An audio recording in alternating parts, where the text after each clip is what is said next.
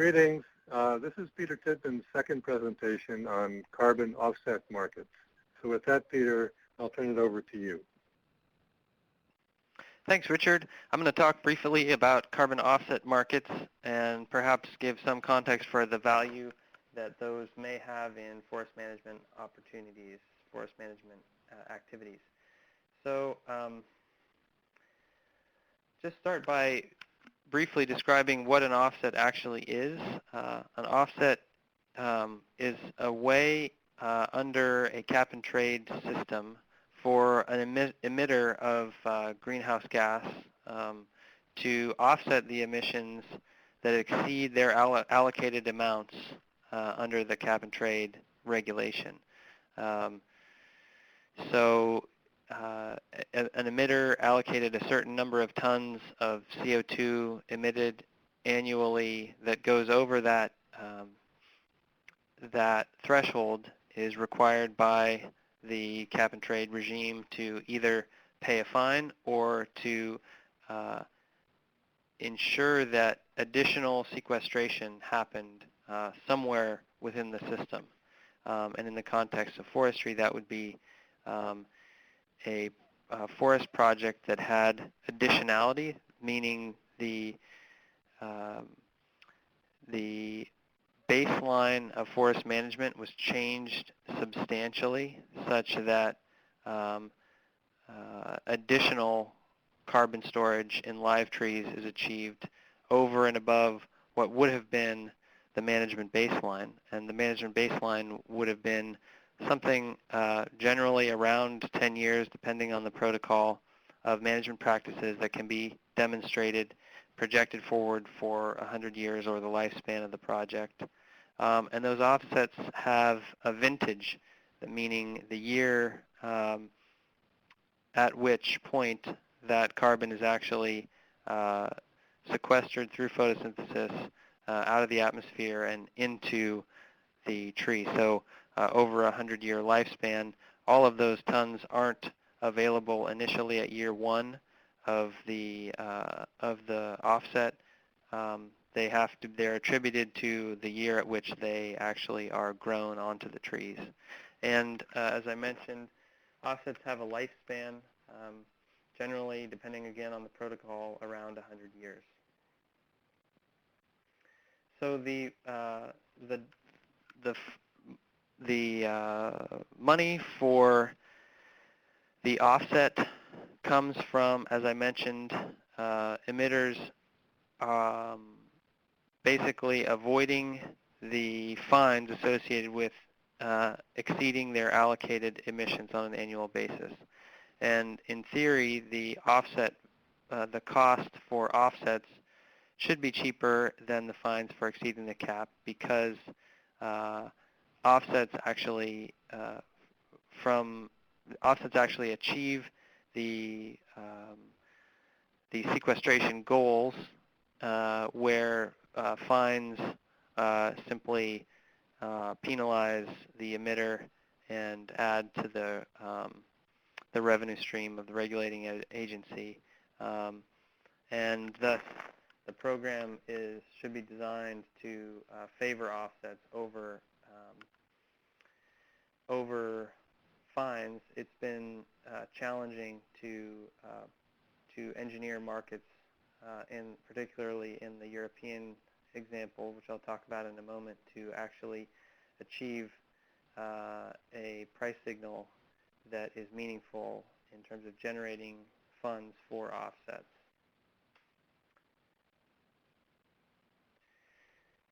Some examples of offset markets. In California, Assembly Bill 32 created a cap-and-trade rubric here. Since its initiation in 2006, there have been around 800,000 tons of carbon sold as offsets at approximately a price of $10 per ton. There is a voluntary market for forest carbon offsets, and this is unregulated international market that can be direct transactions from large corporations to large landowners for marketing purposes or for corporate responsibility. Again, there's no regulation, and these transactions aren't necessarily directly tied to emissions, but they can fund forest carbon sequestration. And in Europe, the Clean Development Mechanism was the approach to achieving compliance with the Kyoto protocols. That program is designed specifically to create offsets in developing countries. I'll talk briefly about an example in California, the Van Eck Forest in northwest California. Had carbon credits registered in 1990. This is a chart showing the comparison of carbon sequestration at the Van Eck Forest under the baseline, which is the blue line, which included harvest at year 20, some regeneration by year 40, and another harvest after 60 years, and kind of a gradual evening out of sequestration and harvesting over the 100-year period. The offset management regime that was enacted there showed a substantial increase in the carbon sequestration at that property.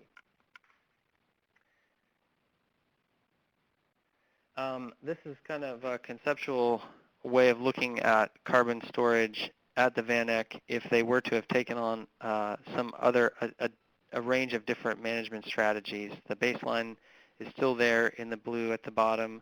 The offset, which is the line we saw in the previous slide, is in red, and showed some additional management regimes. No harvesting of wood products, so that would have been purely submergible material to achieve fire risk reduction or stand structural objectives. And then the green line at the top would be reflective of zero management activity on that property. So just basically hands off, let the forest grow to the extent that it could be. And in this chart, it might seem from a carbon sequestration standpoint that why even do any sort of management when the maximum carbon storage actually may come if you don't do anything, if you just let the forest grow. And the next slide kind of reveals one of the shortcomings of that approach, in that there are some risks associated with, or increasing levels of risk associated with those carbon stocks under a no management regime. This chart attempts to sort of characterize those risk profiles. On the vertical axis is a likelihood of loss of that carbon in those forests, in that forest under these different management regimes. And on the horizontal axis is the magnitude of the loss, so the volume of material that would be lost in a loss event. And this is really just a conceptual tool here to show that in the no-action scenario, while you have a great deal of material or carbon that's stored, both your loss likelihood and the magnitude of loss goes up simply as a result of the stand structure and volume of material that is accumulated over that 100 years. With some management, you bring those risk factors down, and in many ways, a baseline of harvesting purely from an industrial forest products management regime would reduce those risk factors substantially. And I think we will see, as a result of climate change, vectors forcing all of these bubbles up and to the right as a result of longer and more intense fire seasons and potentially increased growth rates. So what would a role for, what are some of the roles for offsets in a management project? And it really depends a great deal on the location and the forest type, because wildfire will affect those the risk profile as I just talked about. It will also affect growth rate, and also important from a management perspective is to reflect upon what your risk tolerance is. How much of that risk are you willing to take, both from a financial standpoint, if you are receiving revenue from those offsets, and also from a management standpoint that has a orientation towards increasing forest carbon sequestration. And what would be the return expectation? Are you having to make up or increase the revenue stream over what would have been achieved through a baseline management regime, or can you accept a lower rate of return by moving some of the management into carbon storage versus forest products?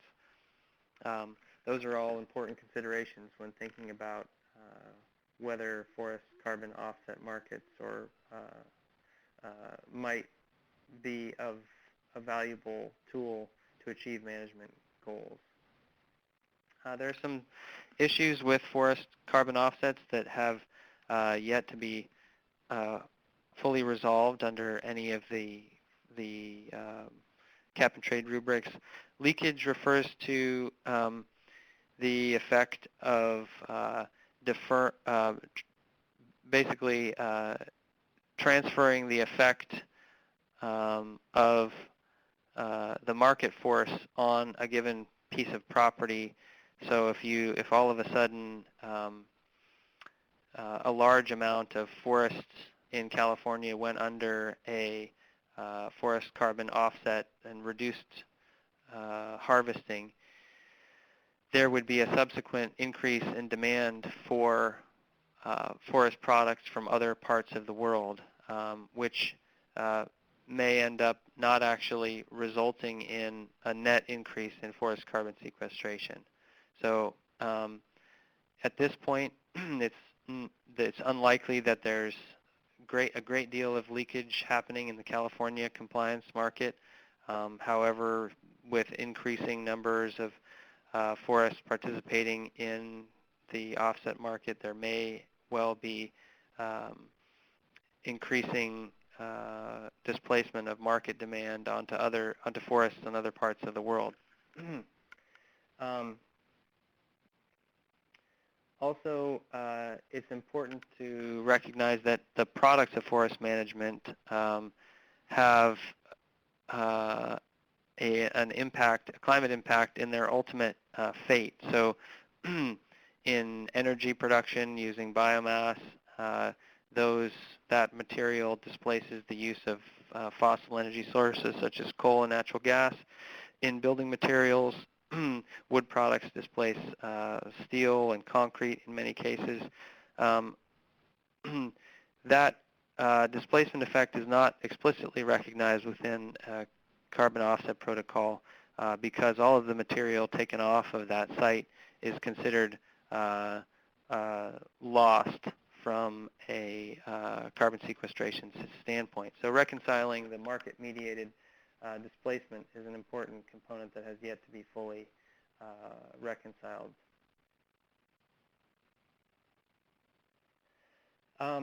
Other carbon markets that may play a role in California forestry, the low carbon fuel standard in California is a component of AB 32 and has yet to be fully implemented, but the intent is to create a price incentive for producing transportation fuels with a much reduced well-to-wheels greenhouse gas emissions profile than conventional fossil fuels. wood-based biofuels reduce emissions over conventional fossil fuel sources by 80 to 90%.